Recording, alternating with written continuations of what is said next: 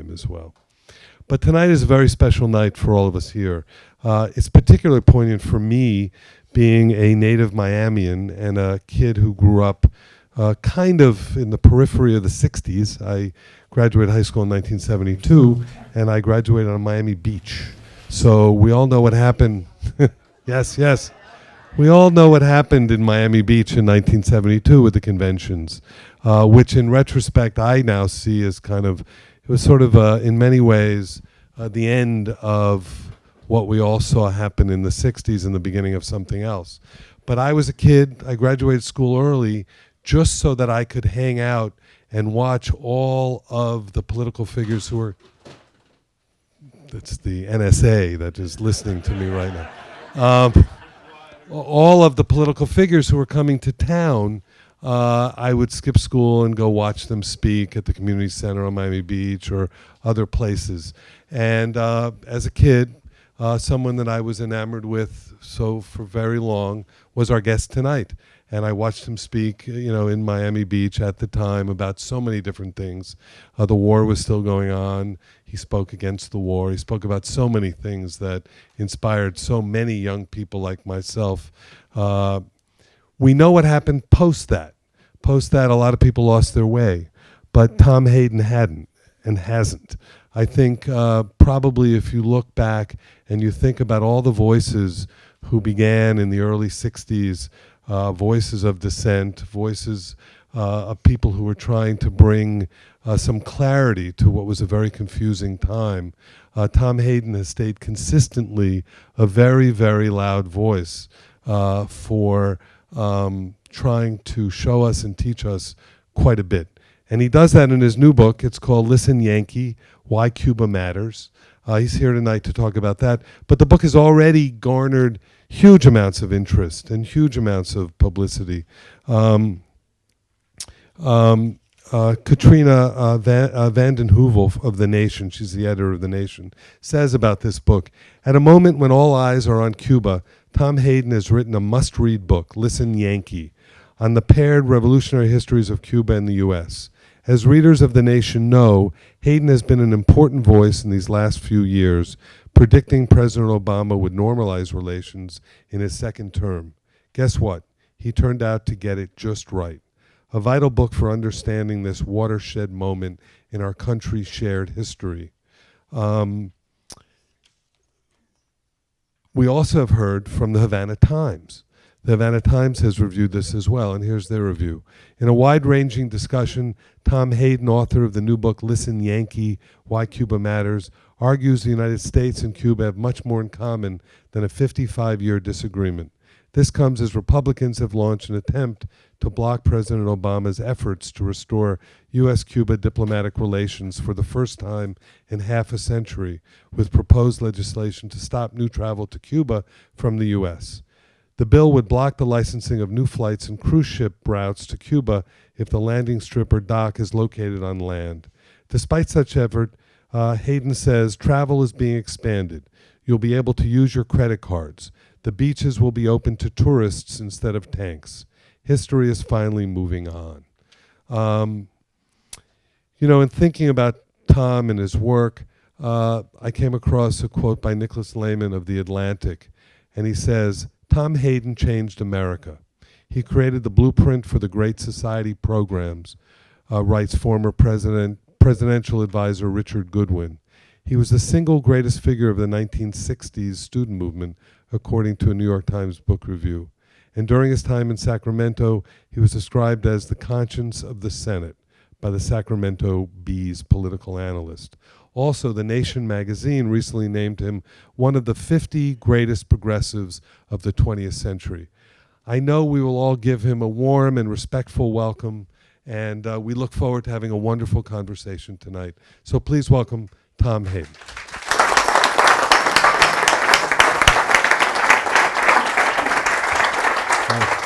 Should I put that in there?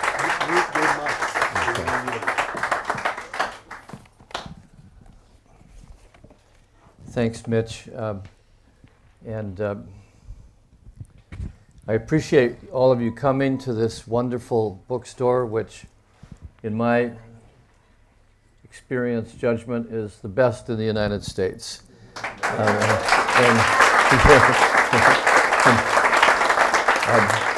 I'd like to claim otherwise on behalf of Ann Arbor or Los Angeles, but it's just not so.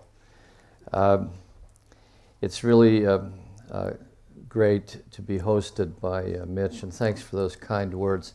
I have to quarrel, though, with Mitch, because sometimes we have amnesia or selected memory.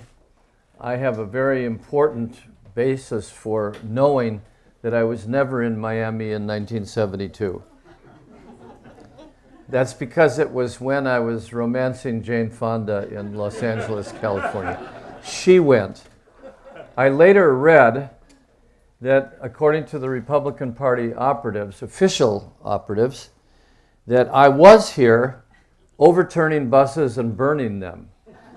I had to go to great lengths to establish to the authorities that there was no evidence whatsoever, not a plane ticket, nothing that indicated I was in Miami during that period. So it's a kind of sensitive subject, folks, and I hope that you will spread the word and apologize to the good citizens and the bus companies or travel agencies here that that was not so.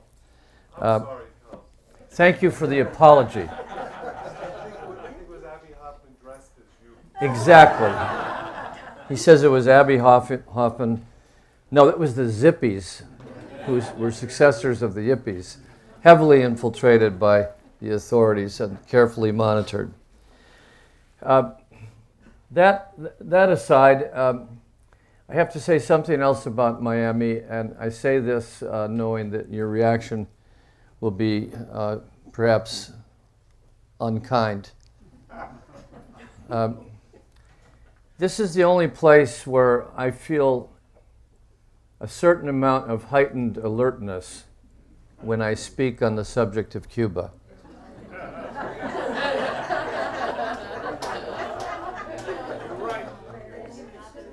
I know that one of you laughing might actually be a menace, and I'm trying to disarm you with a joke.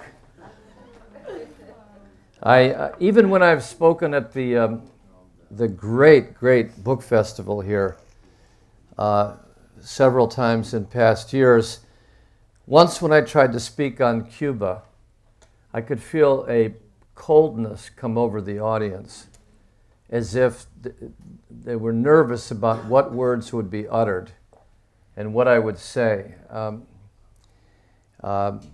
It's as if the Cold War had a direct impact on the climate here, and those of you in the climate here may not know what it's like to be an outsider on approach.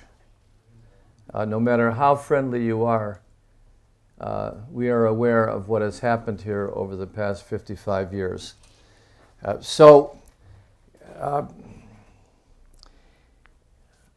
It means I want to try to speak carefully, not in my usual frivolous revolutionary way. Sometimes that helps. I was on Radio Marti radio not long ago, before this happened, predicting that it would happen. And when I was done with the program, and I'm against the existence of Radio Marti, of course, but there's a lot of things I'm against, but I certainly will take the opportunity to be welcomed to their discussions, because that audience is the audience I seek to engage with. So this fellow, after we were done, said, we'll have you back. You were really reasonable compared to what we expected. And I said, let that force you to re-examine what you've been hearing all these years.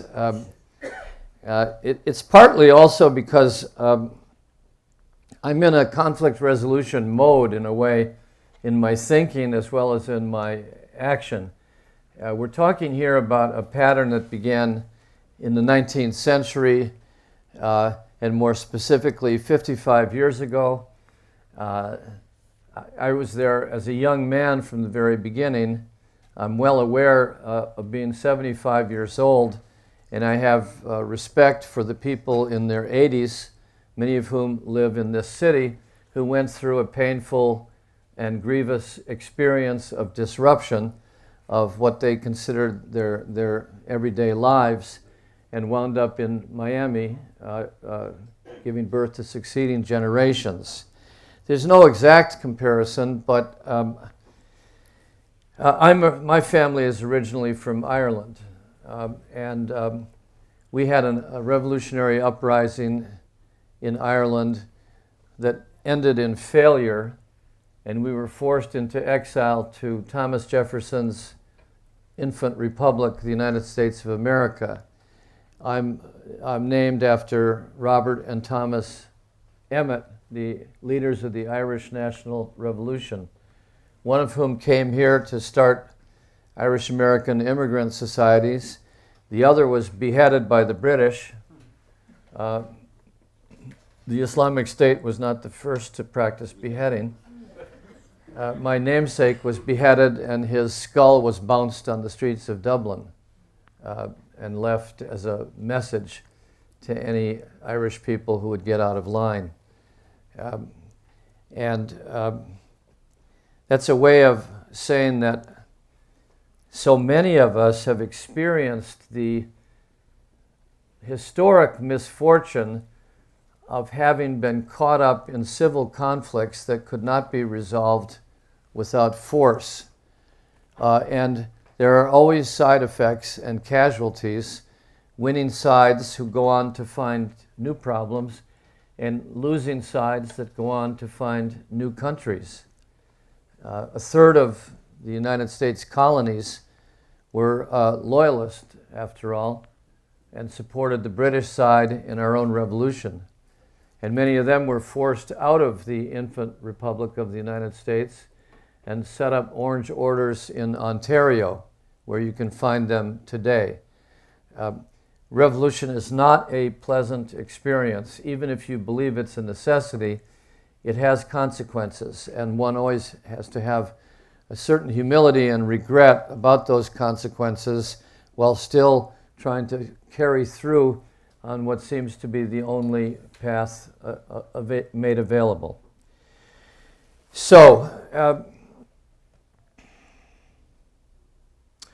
I have not been in Cuba as many times as some would expect. I went first in 1968. I didn't go back. I got caught up in the anti-Vietnam War movement and in student movements and in civil rights and anti-poverty movements in the United States, always keeping my eye on Cuba and its significance. The reason for that was that the Cuban Revolution of the late 50s had a profound effect on the United States and on my generation. When Fidel came to New York for the United Nations, he excited people in Harlem and at Harvard University. I'm talking about thousands upon thousands of people. Even Richard Nixon had a millisecond of consideration of whether to accept him, but put down in his notebooks that the guy probably could not be trusted and had to go. But he had a profound effect on African Americans in Harlem, where he stayed, of course. He had a profound effect on the Beat generation. We forget about this. I don't know if it was because the beatniks had beards as well. I don't think it was because the Cuban revolutionaries were smoking dope. So for some reason, though, the early beatniks were all kind of excited and enamored. I think it was because they felt that the Cubans represented something new, the way the Transcendentalists in the 1840s declared themselves to be part of something new. Their magazine was called The Newness. They didn't define their ideology, they just said, we're new. And a whole generation got caught up with Emerson and Thoreau and the rest of them. In any event, at the time there was a young man named Ricardo Alarcón, who was student body president at the University of Havana and was a philosophy graduate student there at the same moment that I was a philosophy student at the University of Michigan. I didn't know him then. I came to know him 8 years later on a trip to Cuba. It didn't have an impression one way or another. I just noticed in an aging copy of my paperback edition of C. Wright Mills' book, Listen, Yankee, the 1960 version, if you open it on a yellow page, it says, to Tom, con solidarity, Ricardo. That's it. That's all I thought about. Time passed. In about 2006, somebody gave me his email. We had a correspondence. He wanted me to come to Havana. He was a busy man. He was the president of the National Assembly. He had been foreign minister. He'd been UN representative. He'd raised a daughter in the United States. He had a wife from their youth in the days of the Revolution. And since he wanted to see me about something, I went. And when we got there, by day he'd been working all day in the office on the bureaucratic papers and whatever decisions have to be made in the office of the President of the National Assembly. And then in the spare time, 5 or 10 hours a day, he would interview me on the 6th floor of the Nacional or at some restaurant. And it would go on and on and on.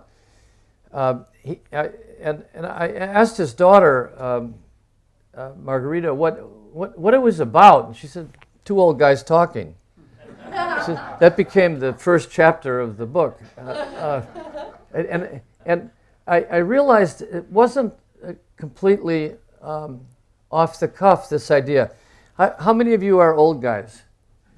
You understand? That's what old guys do. They talk. You sit around the coffee table and you talk. Why? I don't know. You process your past. Every relationship, everything that ever happened, every stone gets re-examined. You talk and you talk. That's what old guys do. She was right.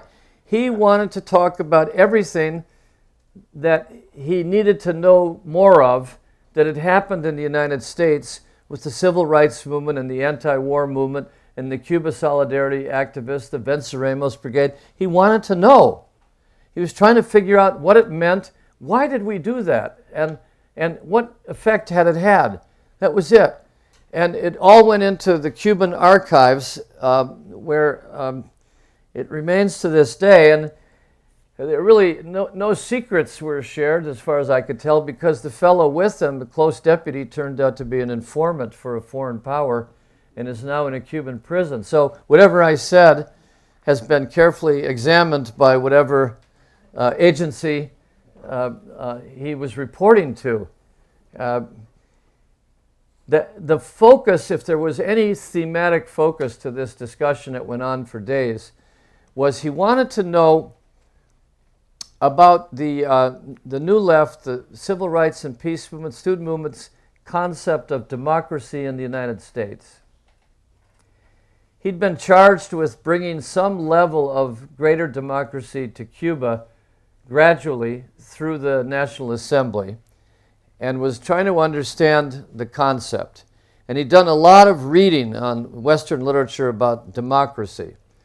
The starting point was it was impossible for him or anybody in his position or most people in Cuba to accept the American brand of democracy because they'd been on the receiving end of the Bay of Pigs, the Cuban Missile Crisis, 8 attempts on Fidel's life, planes flying out of the airbase sanctuary here in Florida, attacking Cuba, dropping leaflets on Cuba, restaurants being blown up, all of the things done by the sanctuary of the Cuban exiles headquartered here and sheltered here by the United States government. So, and this would be my advice to President Obama in general, don't try to sell our brand of democracy to countries who've been treated this way.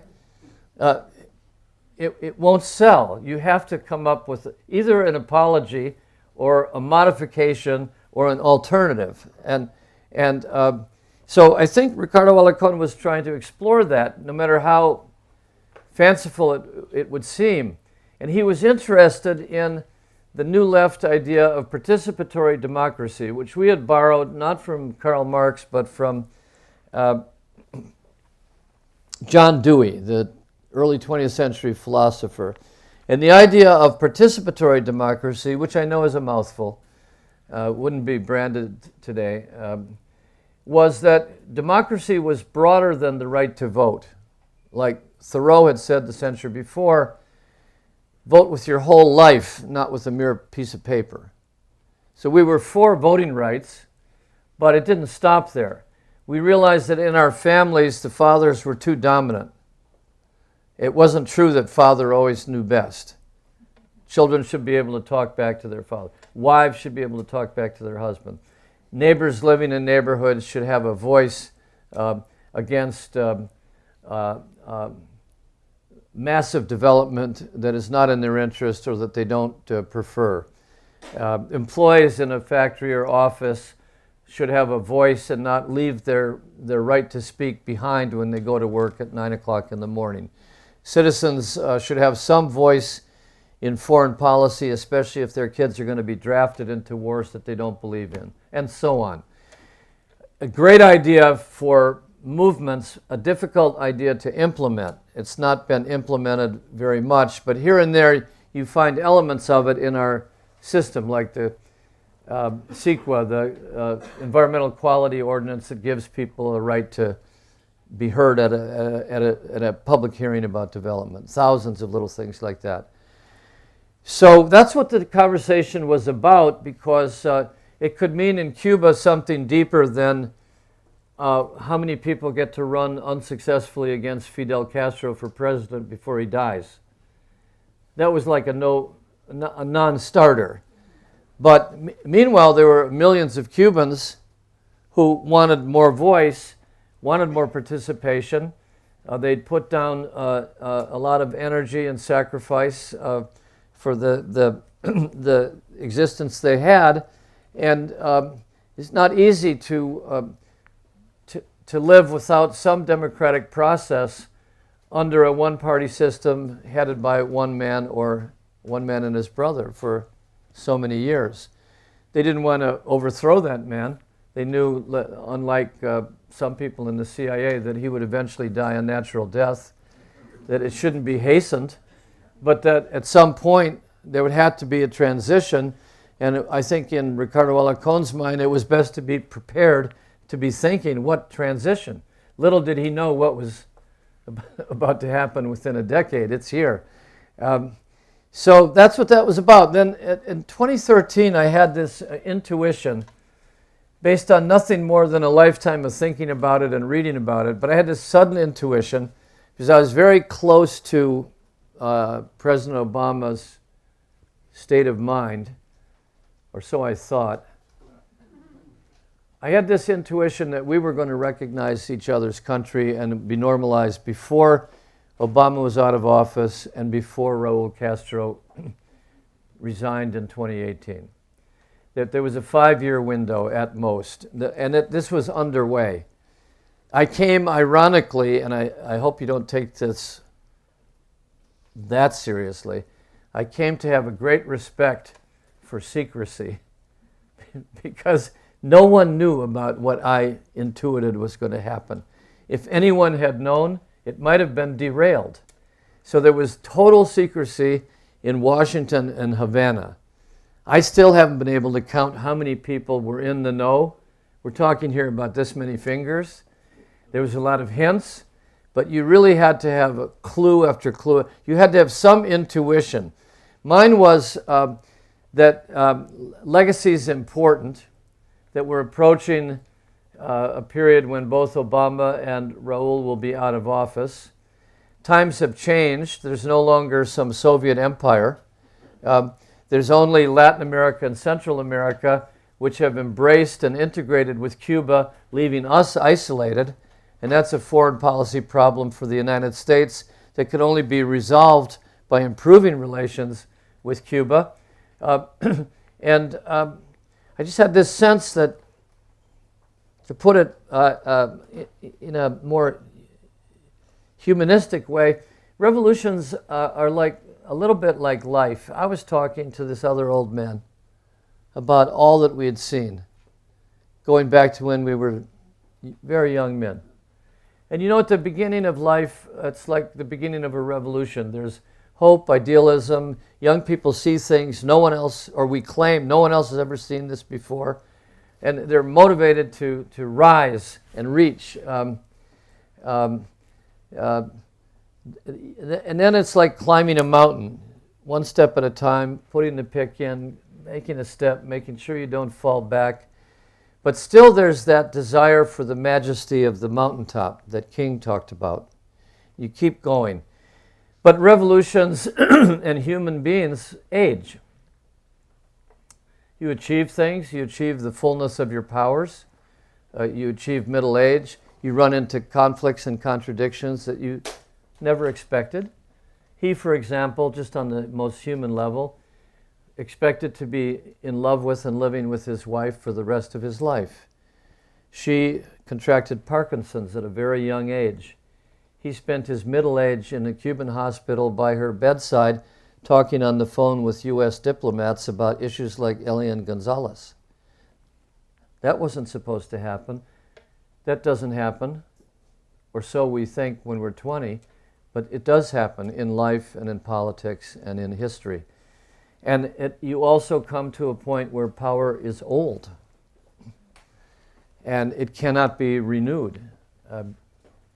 In life you die. In a revolution, when power grows old, it has to be succeeded by new life. New generations are born. They will choose what their destiny is. They are going to be on their own, and that's the legacy of life and revolution and social change. So what I did over the course of many hours, over many weeks, is I just talked to him. Now he's difficult because he represents the state. He's probably the most accomplished diplomat over the longest time in the history of our lifetimes. He knows more about the world than almost anyone in diplomacy, and it's unfortunate that we're not able to hear from him because of the historic embargo. But being a diplomat, you have to keep confidences. The essence of being a diplomat is your secrets are safe with me. Whatever you have told me, it's almost as tough as being a priest in the confessional. So it's hard to get him to talk honestly or to release whatever true feelings are there. Nonetheless, I've always found in my interrogation process that the longer one talks, the more they say. And so many things came out unexpectedly in his discourse with me over time. And we can talk about what he said. You can read what he said in the book. You can get a ticket and fly to Cuba, take the book with you, read it, and I can arrange for you to meet him in Havana, and you can ask him the questions that you've had on your mind anyway. There's still time for this to play out. You don't have to trust what I'm saying. So it became a book that was woven together between my history of Cuba's effect on our generation and his history of Cuba's effect on Cuba in relation to the world, with me doing most of the writing, interspliced with much from him in his own words that I took down on my lap over 40 hours of conversations.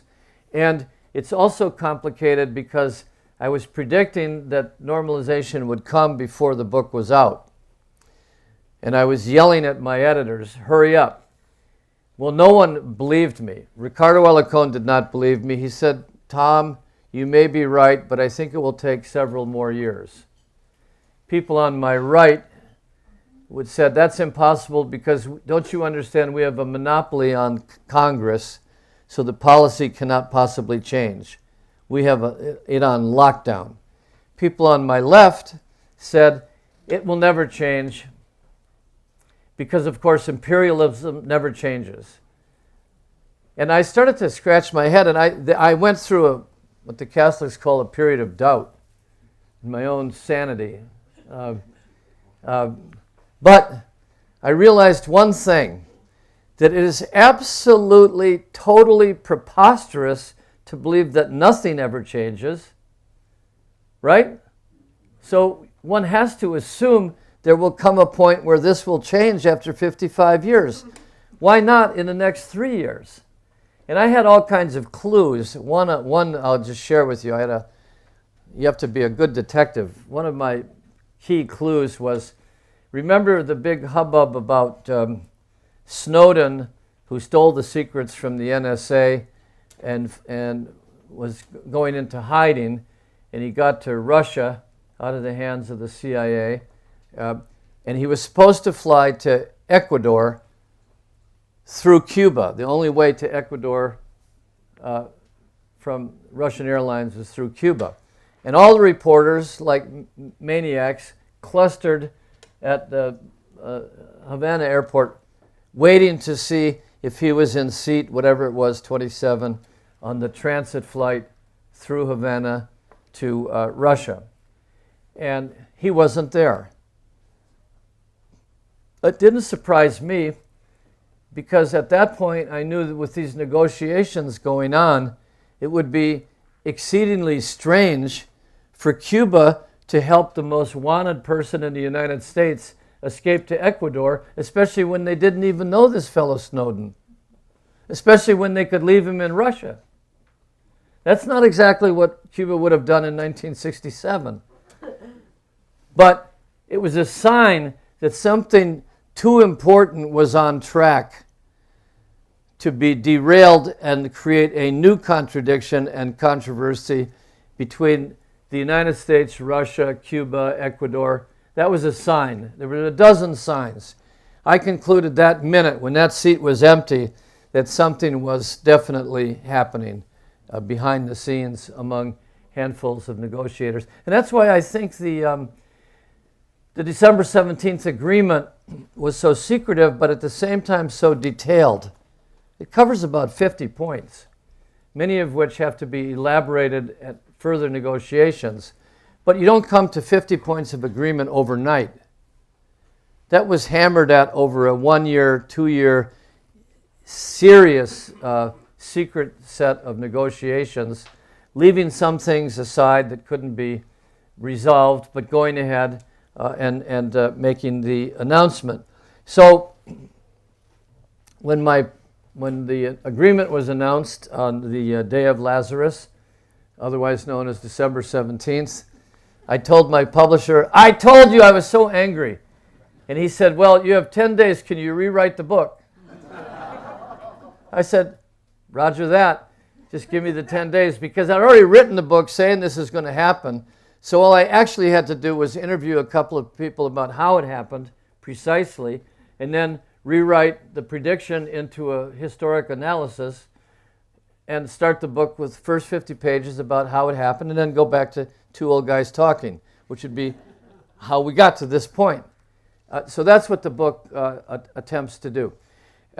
And if you don't agree with anything I've said, welcome to democracy. And please, as I said, go to Cuba, take the book with you. This is my marketing strategy. Underline it on the way, hurry along, and see if I'm right or wrong. It's a free country. As we have always said, it's a free country. I do think there are several issues ahead that I want to draw your attention to quickly. One of the things that was not entirely agreed is what to do about the so-called democracy programs that landed Alan Gross in a Cuban jail for nearly 5 years. That item in the budget before Congress is zero. It's been $20 million a year for programs that are based on secrecy as a technique for bringing about openness, apparently, in Cuba.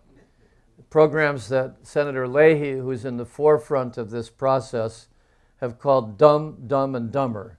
Or is that the name of the movie? But Leahy said something like that.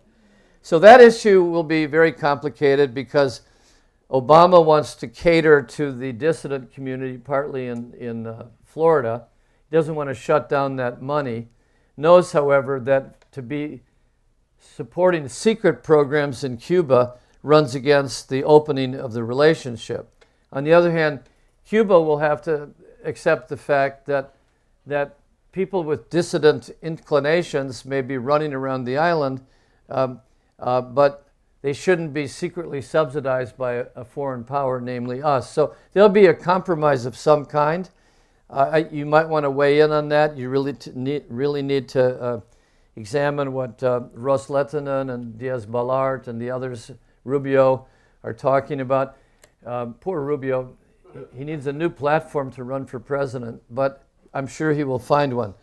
In the meantime, he's in the Senate, and that's one issue that really has to be looked at because it can be very problematic going forward.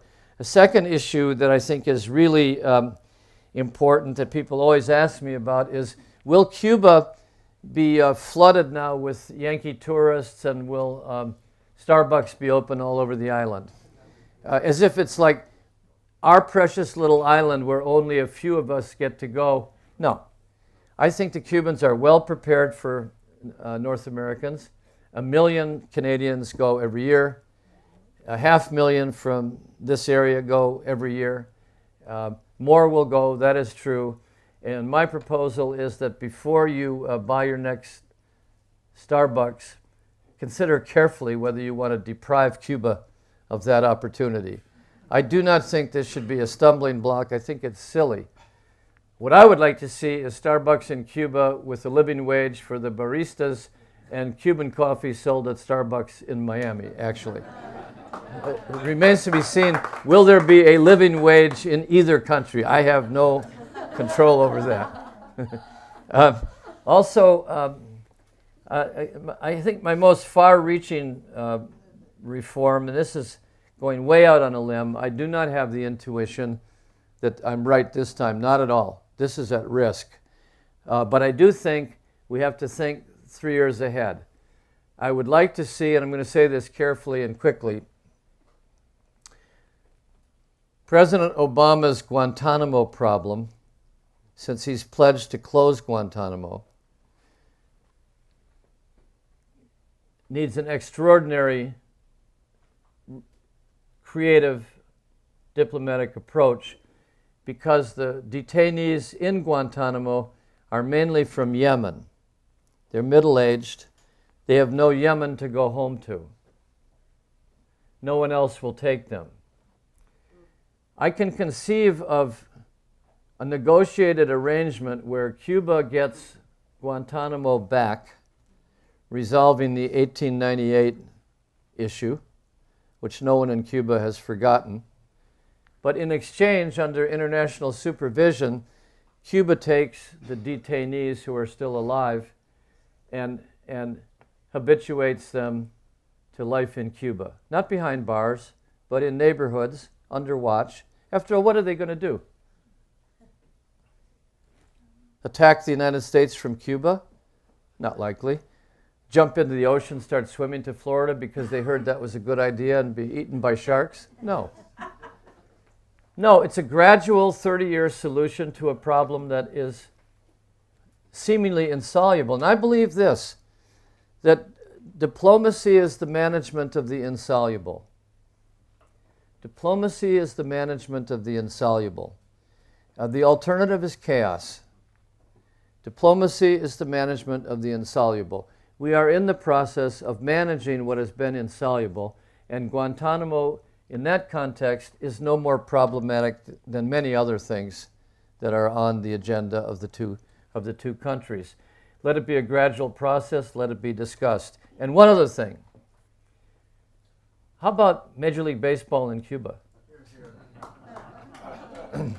I'm a baseball player, aging, yes. But I have to remind you that Tommy Lasorda once pitched in Cuba. It's not unthinkable, a bilateral relationship. What the United States gets out of it is the egotistic satisfaction that we imperially brought baseball to Cuba. What the Cubans get is the egotistic satisfaction that every top baseball player in the major leagues is now a Cuban. Problem solved. They need to negotiate. I met yesterday morning. I was introduced yesterday morning by the vice president of the Orioles, and I'm going back to meet the owner of the Dodgers. And now this will be the test of what the relationship will mean. Previously, Cubans like Yasiel Puig and the other top players in baseball had to get here treated like, I don't know, dangerous animals being hunted down, going through high seas, going through drug cartels' passageways, paying people off, their life threatened, never to see their families again, in order to fulfill the dream of their life, which is to be playing baseball with the best. That's all their dream was. We were told it was because they wanted to escape from communism. I think it was much more likely that they wanted to hit a major league fastball. But whatever that may be, the Cubans can claim it was the communist training that made them so great. The United States can claim that it all originated with American export of baseball there. It's got to come out, and you can see the contours of what we must deal with. The players deserve to be treated as Cubans, unless they freely don't want to be Cuban. I think they want to be Cuban, they want to play here, and they want to go home and play in Cuba in the winter. The Americans will say, well, what if they break their ankle, treating them like a horse? What if they break their ankle in the winter playing in Cuba on those crappy fields? I say that's the task of negotiators. That's what conflict resolution is about. Go to it. But the outcome should be as many Cuban ball players here as they wish and can prove themselves to be.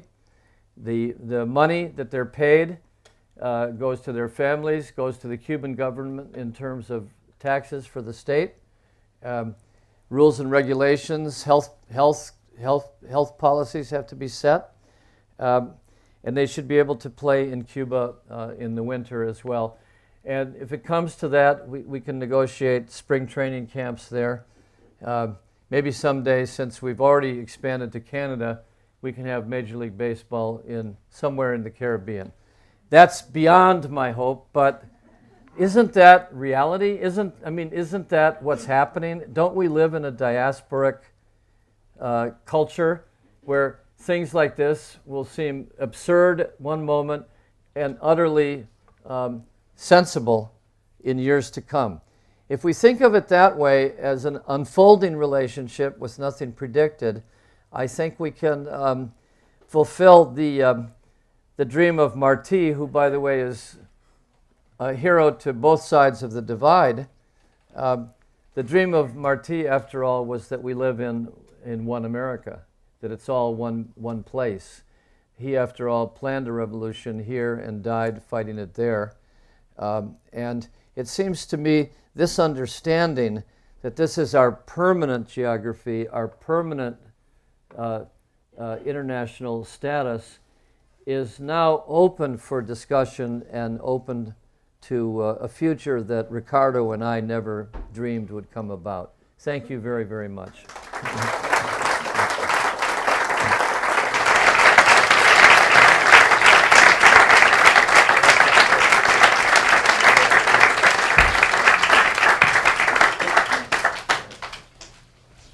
Mitch, thanks so much. Should I call on people?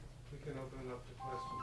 Okay, but there's not a microphone going around. No, okay. There are mics in the room that will pick it up. Oh, they're everywhere. NSA. The surveillance library. Yes, sir.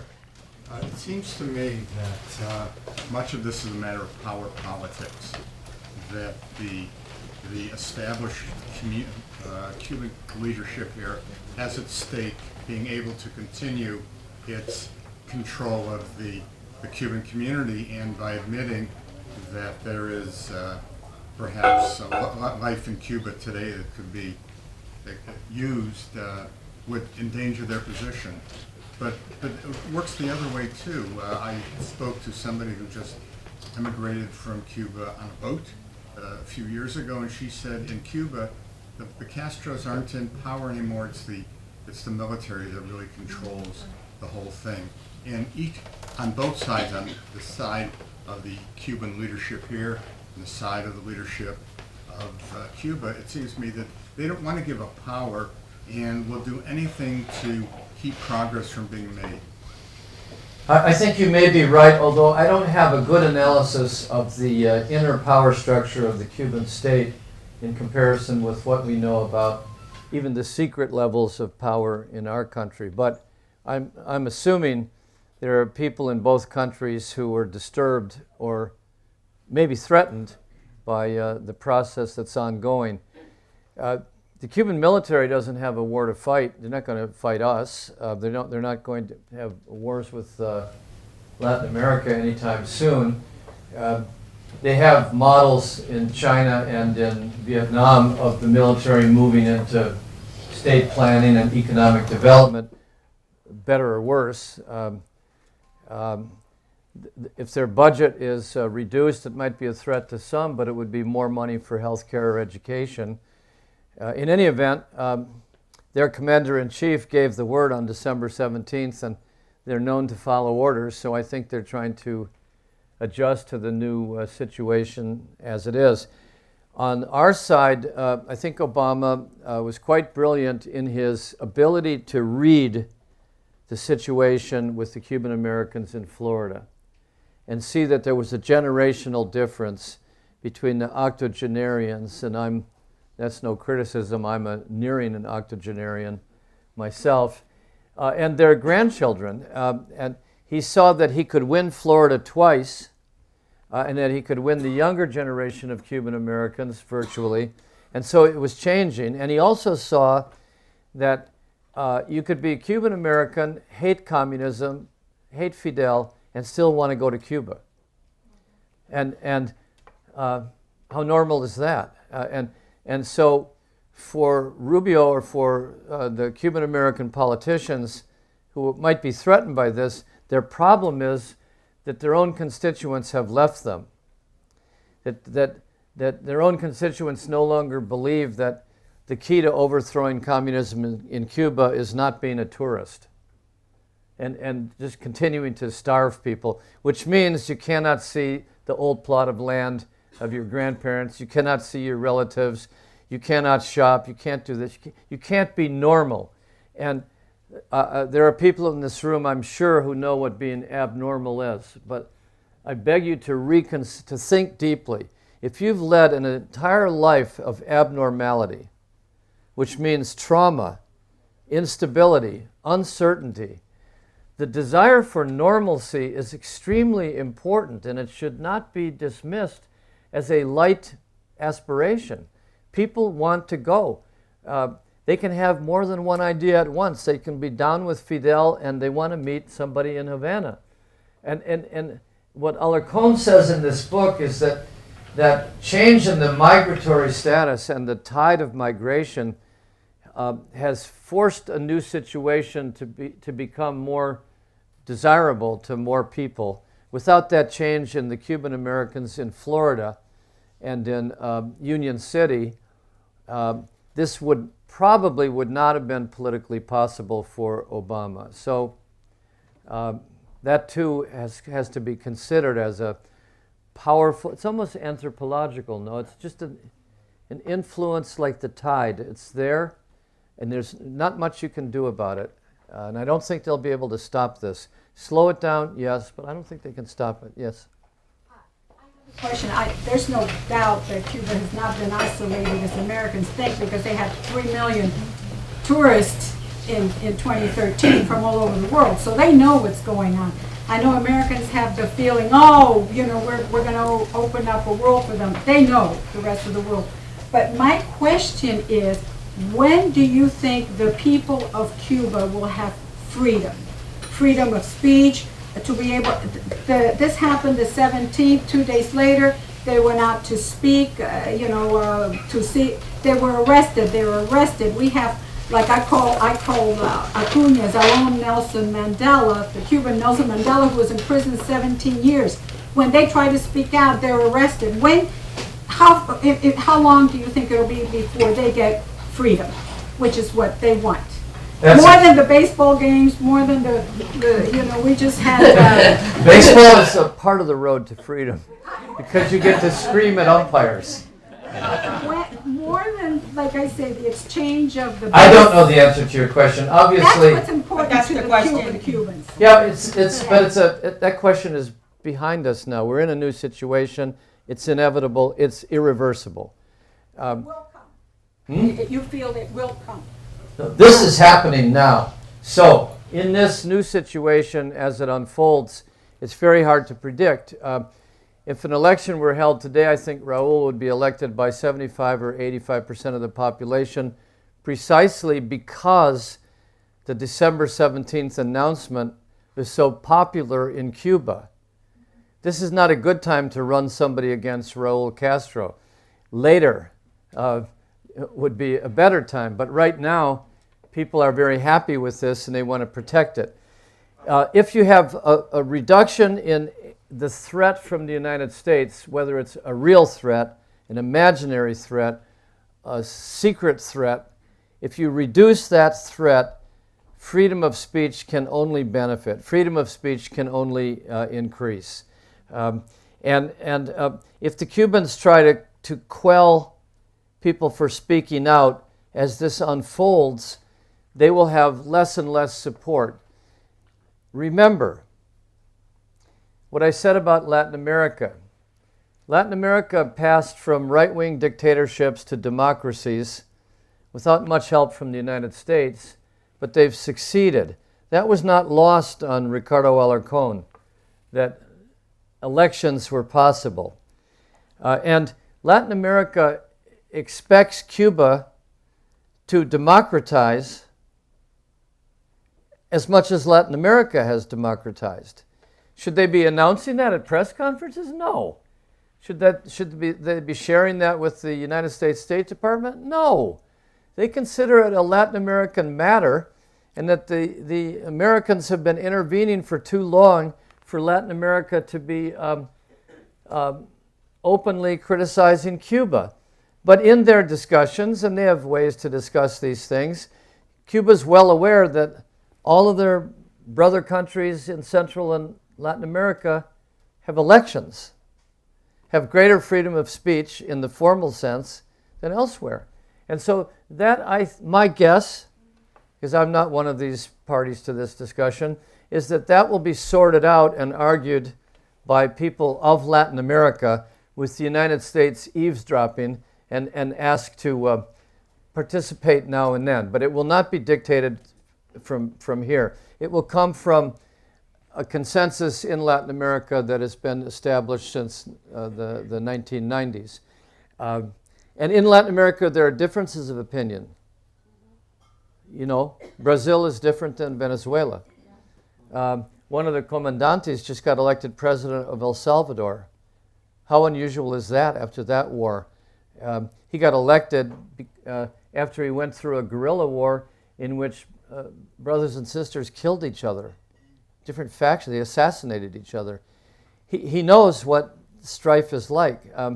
And that he got elected by a vote of the people in El Salvador means that that's a very precious process to him. And in the old days, he would have been very close to the Cubans. So I think that's the best answer I can give. It doesn't mean that you shouldn't speak out. It just means your voice will be less significant, perhaps, than somebody from Brazil or somebody from Argentina or somebody from Honduras. I must disagree with your statement that 75 to 80% of the Cubans would vote for Raul Castro all over again. I think there was an independent, there was a poll, a secret poll, of course, yes, done in Cuba where I think Obama is even more popular. Obama can't get on the ballot.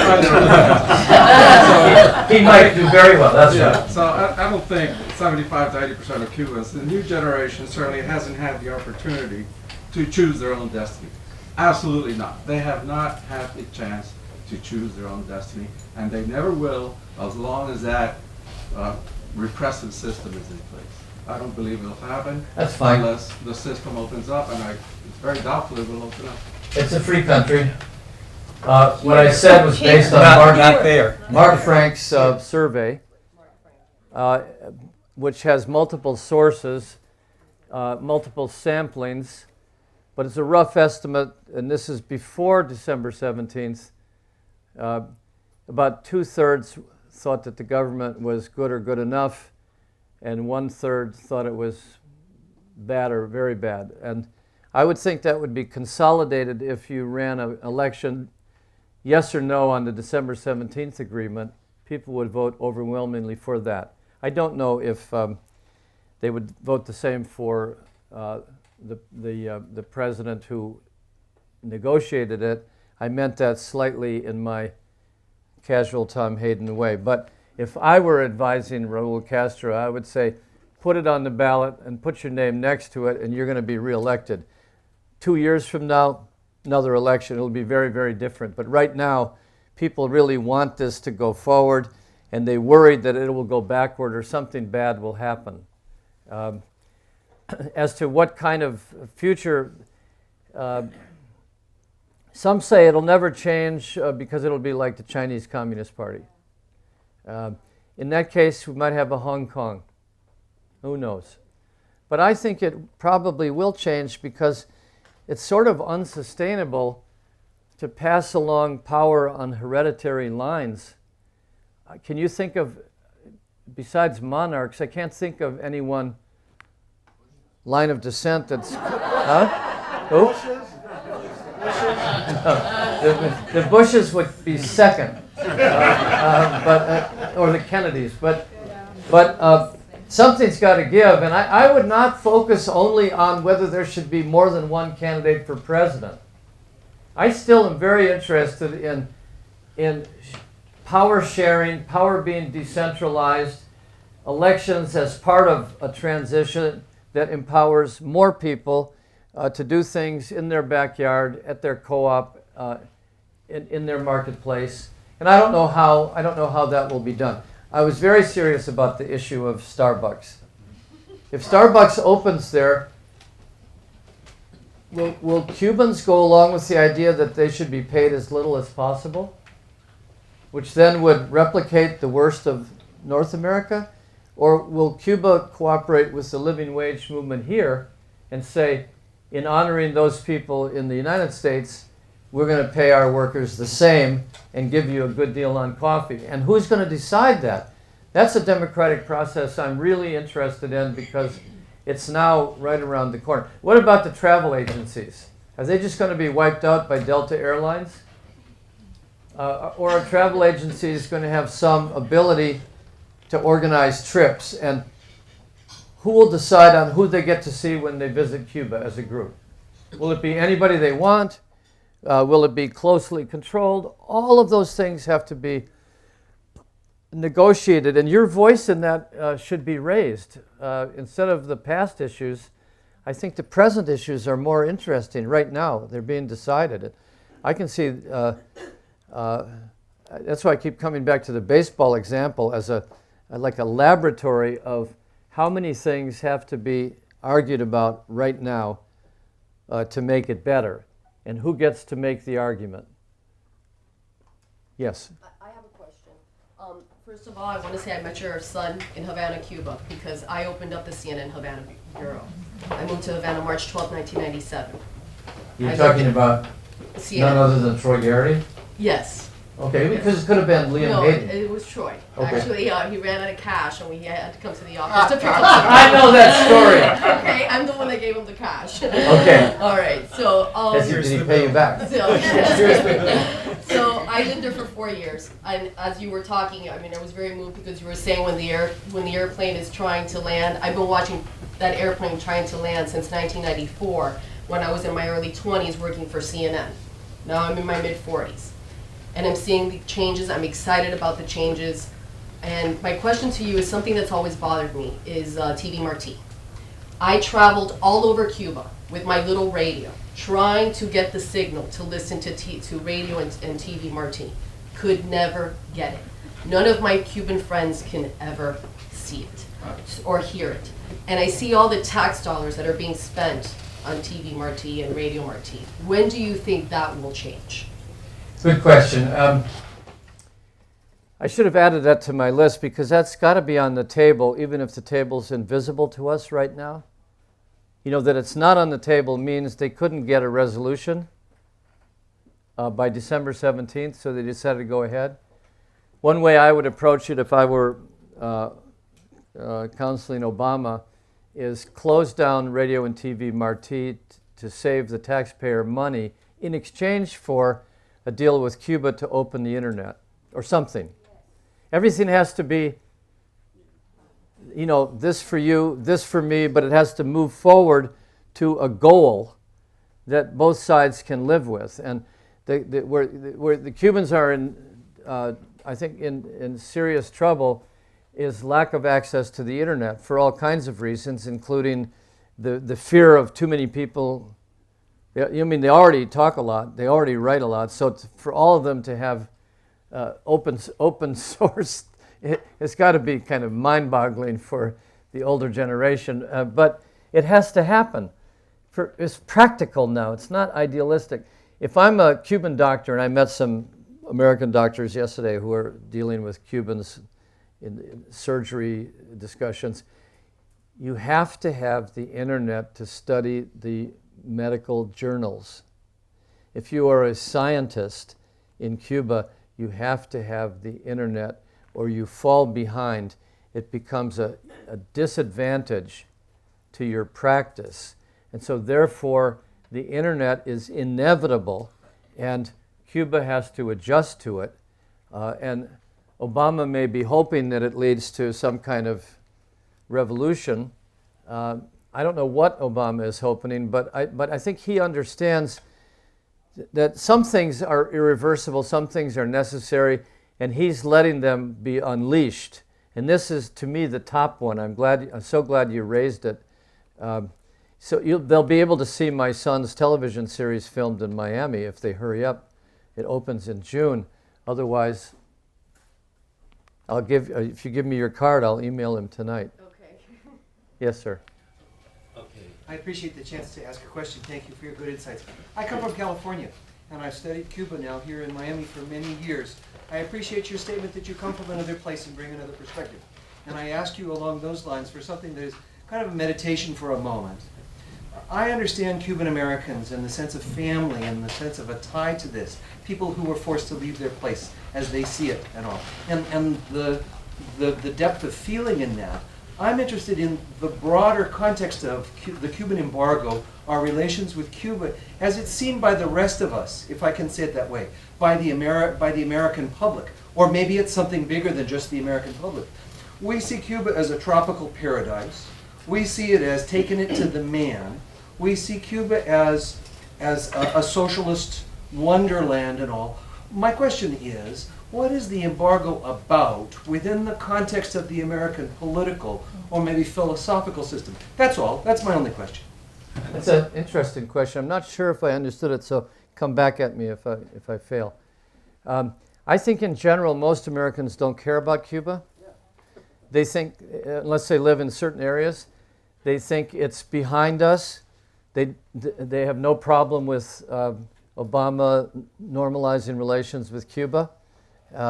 They don't see it as a threat. They don't see it as a problem.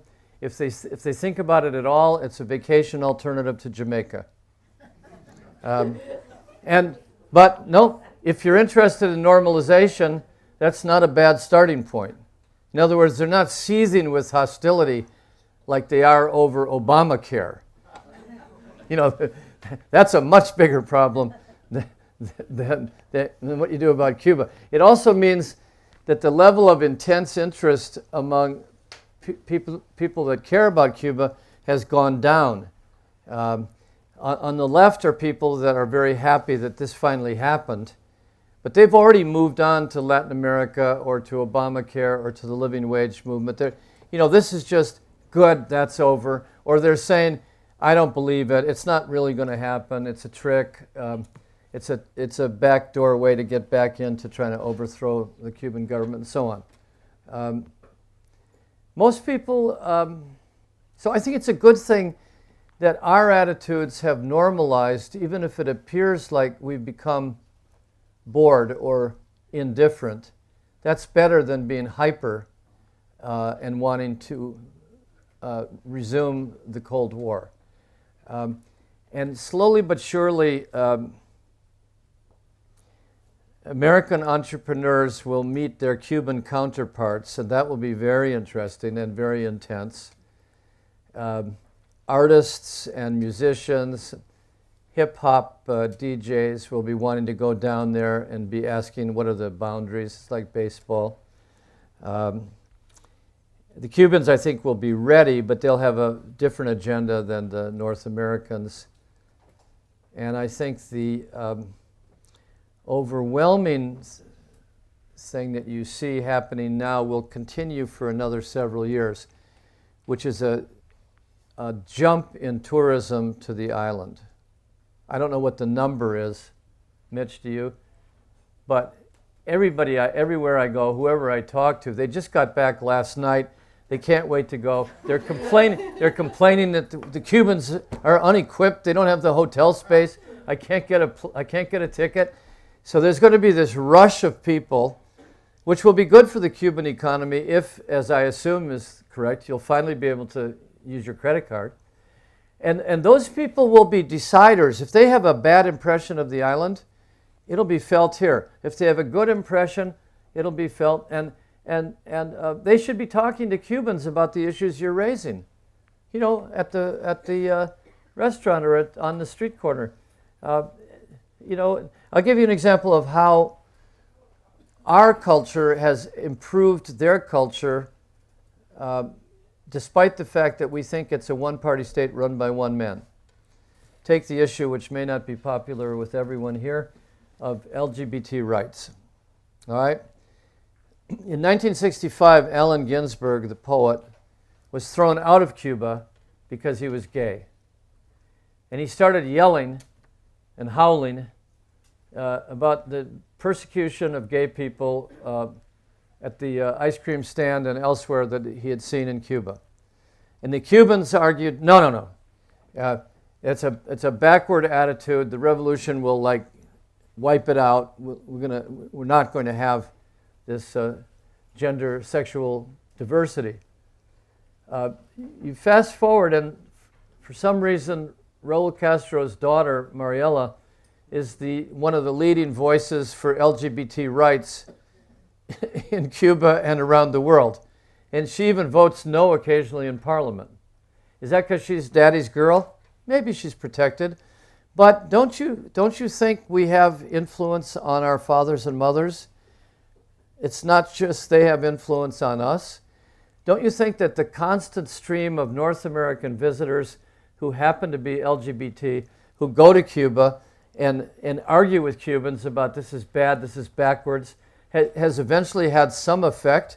Don't you think that when Mariela Castro comes to the United States, or the Cuban diplomats are in New York, or they go to San Francisco, they notice that many of their friends are gay or lesbian? And they have no answer when people say, what are you doing about our rights in your country? So there's been an osmosis, I think, over 50 years, so that Cuba is much more progressive, more like San Francisco than they ever expected they would be.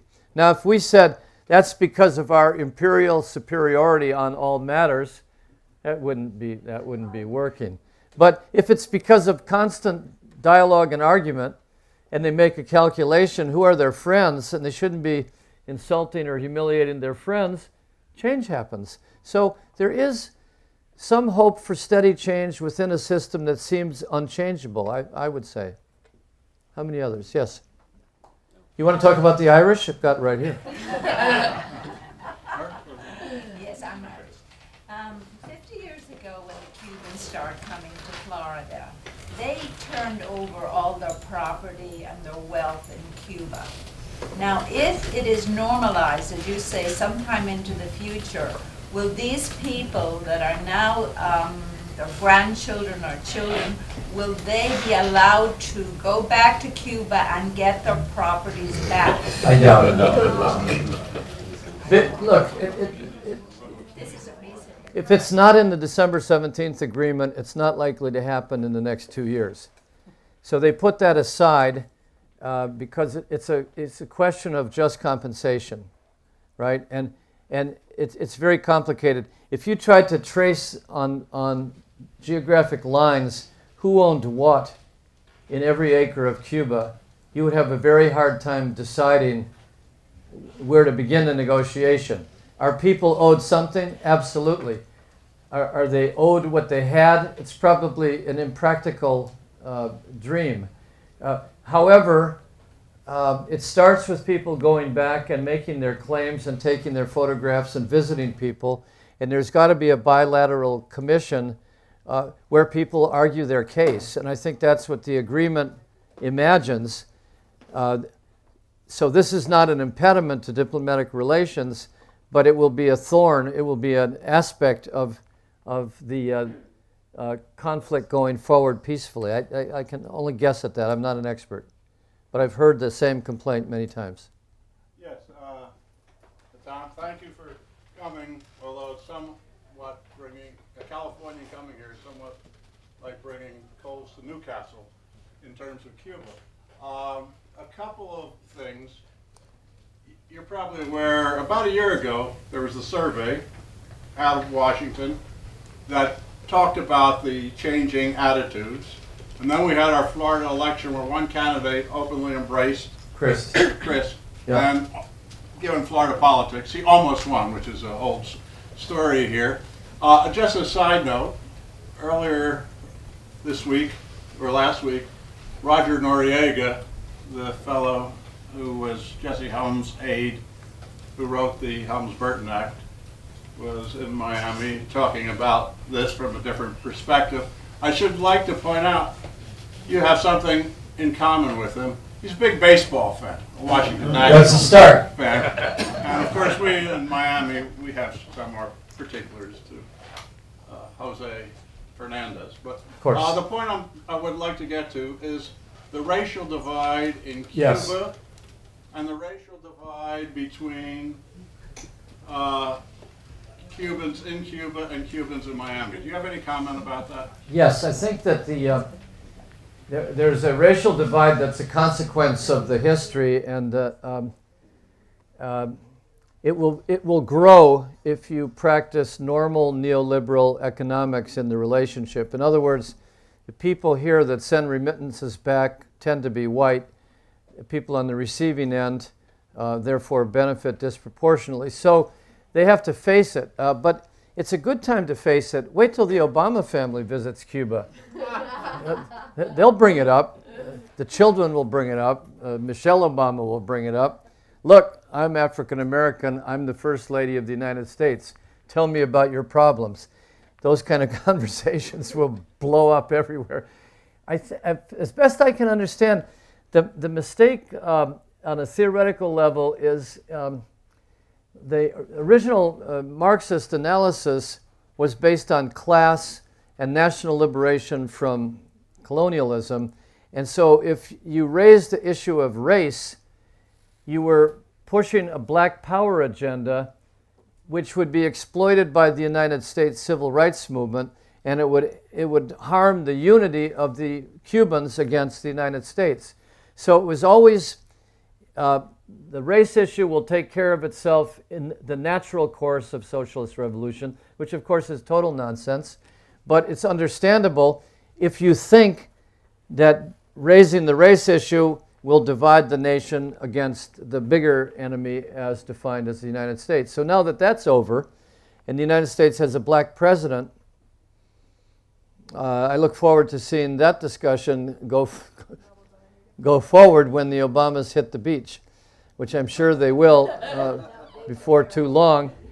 And he'll give a speech to 3 or 4 million people with his daughters and wife on display. And they'll hold 100 meetings with 10,000 people across the island. And that'll have the biggest effect on race relations in Cuba and the biggest, quote, threat to the status quo that anyone can imagine. I think it's kind of ironic that conservatives here who hate Obama will love the idea of Obama going to Cuba to stir up the race issue. You can't have it both ways. But that's what's going to happen, I think, certainly. He's not going to leave the presidency without going to Cuba, or he'll go the day after because they want to get those girls to the beach, and they want to meet with the democracy advocates, and they want to meet with the priests, and it's going to happen, and that will change qualitatively the racial discussion in Cuba in ways that, again, I wish I could predict, but I think we're in a period of good turbulence now, where we don't know really what's going to happen.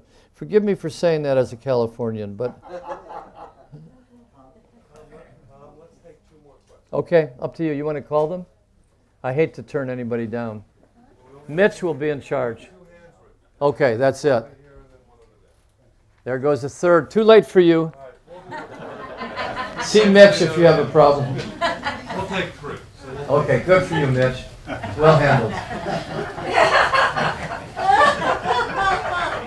Yes, ma'am. I was wondering what you made of the fact that the day after the relationship that was announced by Castro and Obama that there would be diplomatic relations restored, President Obama then declared Venezuela a national security threat and instituted sanctions against Venezuela. If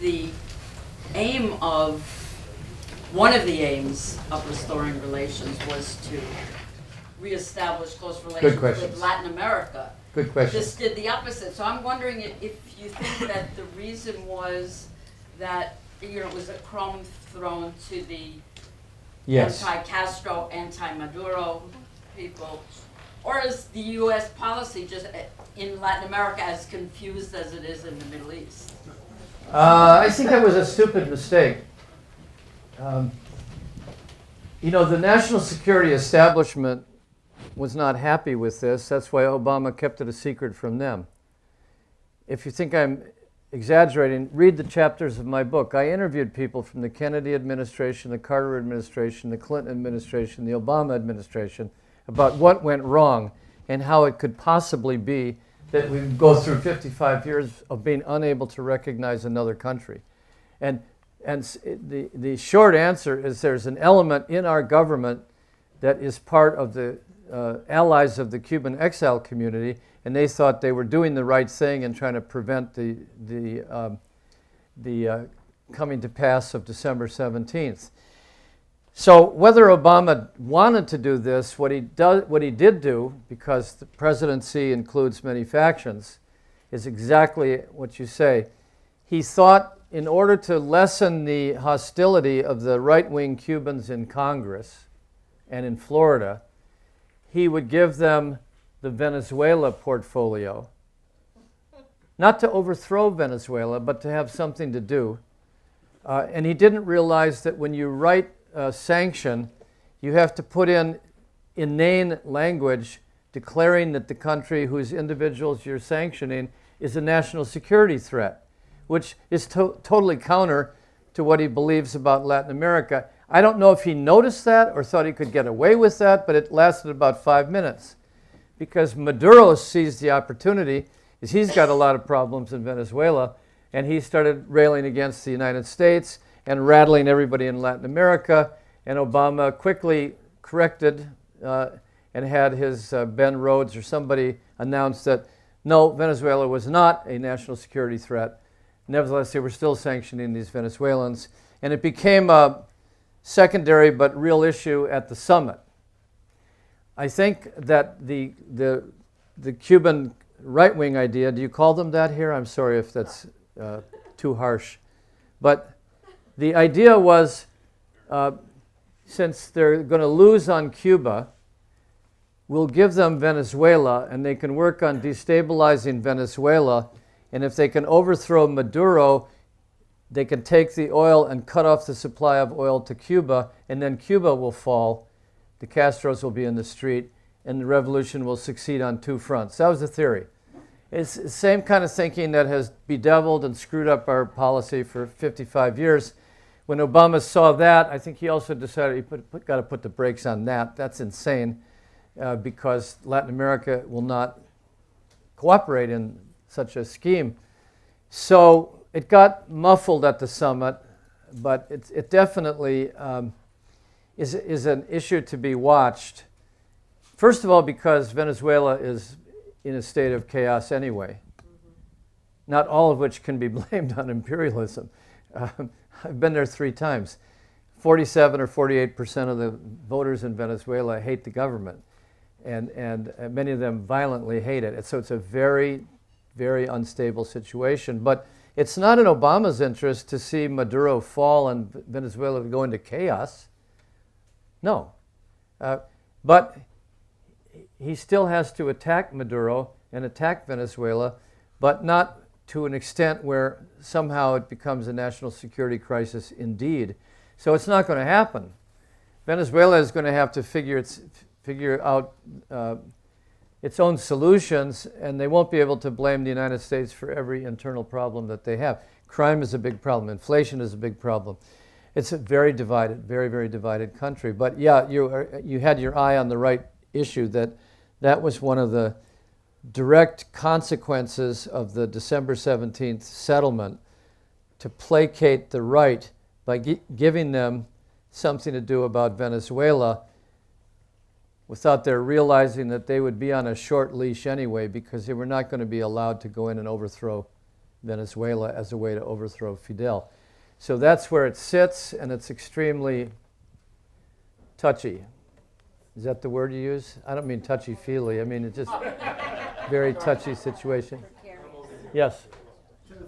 On negotiation, our good friend Bill Monning was a trainer for the United Nations, and when he went to Palestine, he said one of the most difficult things in training Palestinians to negotiate was from a position of strength after generations of being oppressed. I'm wondering if you see any kind of problem for the Cubans to negotiate from a position of strength in these negotiations with the United States. I don't know well enough, but it doesn't seem to me that they've ever had an inferiority complex. maybe in the 19th century when they started burning down the plantations. I don't know. I do think that there's a science to negotiations. It's a big mistake to think that the Cubans don't have any of that knowledge, because they've negotiated their way through frightening, harrowing. They learned what it is to lose control of your government during the Cuban Missile Crisis. They've negotiated with the United States when it was illegal and had to be secret. Alarcón had to fly to Toronto to meet secretly in hotels with Americans, which should have been a taxi ride down the street in Washington. He had to slip into the back seat of cars leaving the Cuban consulate to be driven to a secret location at Newark Airport to meet with an American diplomat. As I said, he had to negotiate about Elian Gonzalez from the hospital in Havana, talking on the phone to people like Eric Holder. John Kerry's been in Cuba, but he had to keep it a secret. He spent 3 days there as Alarcón's guest once, never revealed it because it was illegal apparently for him to be there. So it's really difficult, and the Cuban perception is not wrong in thinking that part of the United States government is in the hands of their enemies. How else would those exiles have a base at Opalaca? How else would they have their hands on those planes? I'll tell you one story that is at the heart of the book. Bill Richardson. This led up to the cause of the Cuban Five and the cause of the Helms-Burton. The Cubans kept saying, at some point, we're on high alert, we're automated, we don't control our own destiny 100%. At some point, if you keep flying those planes into our airspace, they will be shot down. And they were led to believe that the Clinton administration understood that. They wanted Bill Richardson, who horned in or intervened somehow to tell Bill Clinton directly to his face that message that if those planes kept flying, they will be shot down. So Richardson said something, to the effect of Roger that, and went back to Washington. It turns out from all my research and interviews with all kinds of people, he didn't tell Bill Clinton any such thing. He told an aide to Bill Clinton something. And when the day came and those planes were shot down and those people died, Clinton said, "What the hell is going on? I thought we were shutting that down." And his top national security assistant told him to his face, it didn't work out up to the very last minute. I mean, and this is Morton Halperin, who was then national security advisor in charge of the Cuba desk, and he was trying to get the FAA to shut down those planes here, did not trust the Florida FAA, tried to get the CIA and people in Washington to take charge of keeping those planes down, but the planes took off, and he had to explain that to Clinton. And Clinton thought that wasn't supposed to happen. And Alarcón blew up, was exasperated because he got it from Fidel, I think. But Alarcón was blasted for saying the message has been delivered to the White House and it won't happen again. So when it happened again, that's how wars start, little wars. But the result of that was Helms-Burton, 4 dead, and what Morton Halperin said is the guys wanted to get shot down sometime to provoke a crisis to prevent normalization. Well, I don't know if they wanted that because they're dead, but they did succeed in preventing normalization.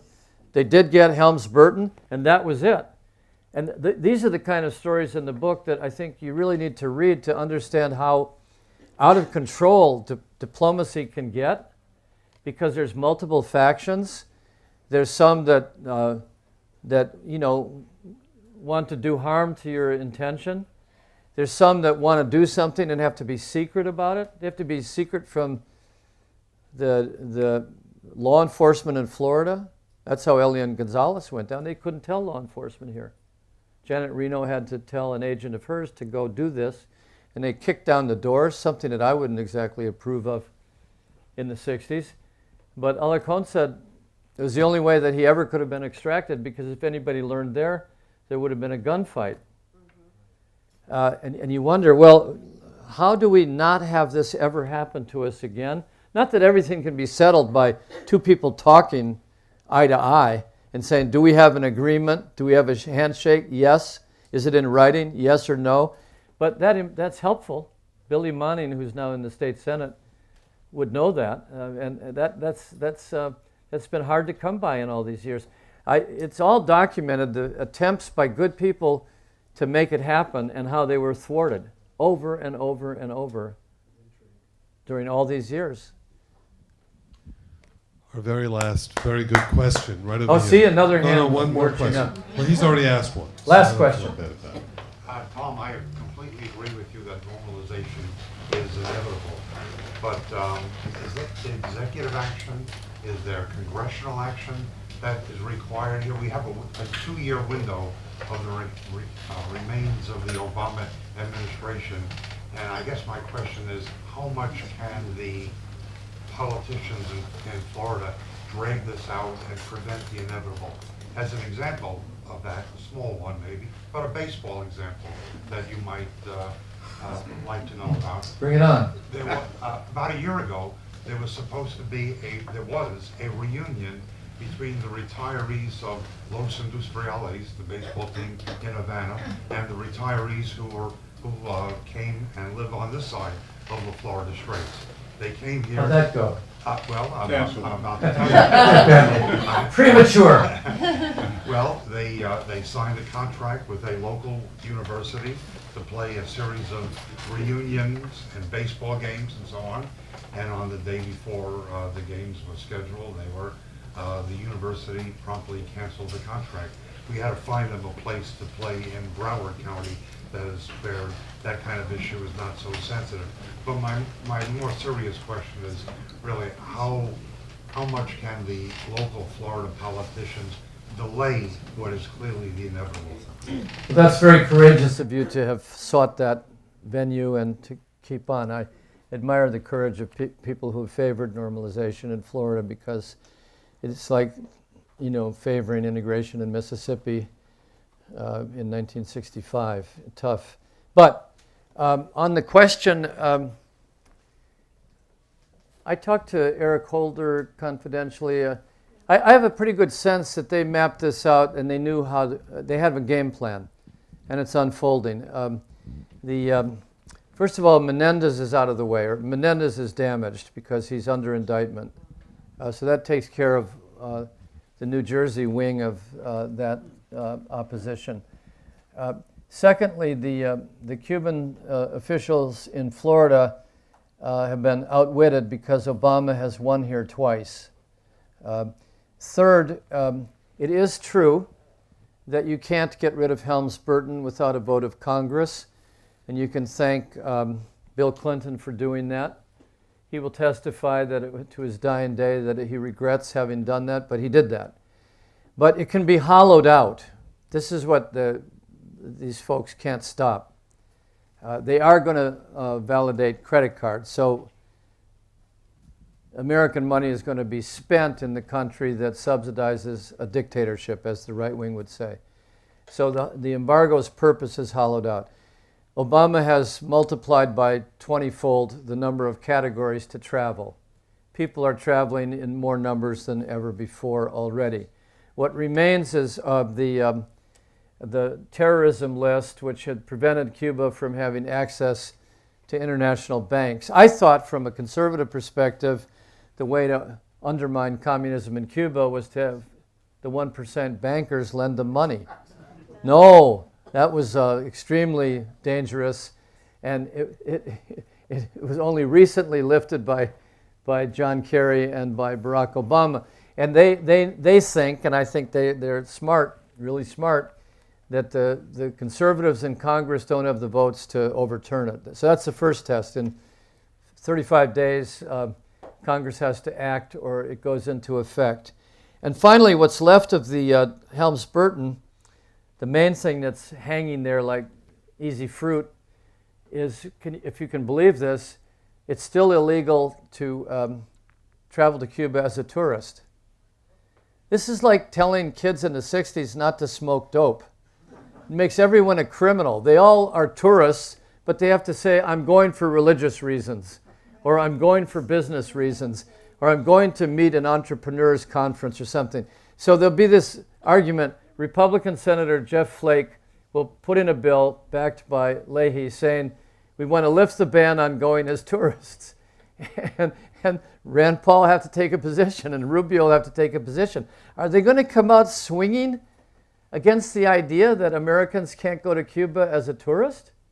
What kind of argument is that when 100,000 Americans are going anyway as tourists disguised as something else? I think that the better judgment might prevail. If they vote it down, everybody in the world will think it's a complete joke, and Americans will still keep going as de facto tourists. So that remains. No tourism. And there's a number of other issues that along those lines, but most of them are the issues that I've outlined for you. What are you going to do about the funding for the democracy programs? What strings? What are you going to do about Major League Baseball? What are you going to do about, what does it really mean to start having trade relations? How do you harmonize the different perspectives on economics and labor unions and consumer rights and patents? And this is the stuff that will engage lawyers and political activists on both sides, I think, for 5 years. But gradually, it's being hollowed out, and the more people that go, they become a constituency for normalization despite disagreements. You can have a fully anti-communist normalization if you want, as far as I'm concerned, as long as it's real normalization. to try to like end communism before normalization will doom us to another 10 years or 15 years. So the way they've chosen, I think, is the smartest thing they could have done given all the pressures domestically in both countries. And I for one, hope that it's soon behind us. But as they say, you know, things in the rearview mirror are closer than they seem. So, thank you very, very much.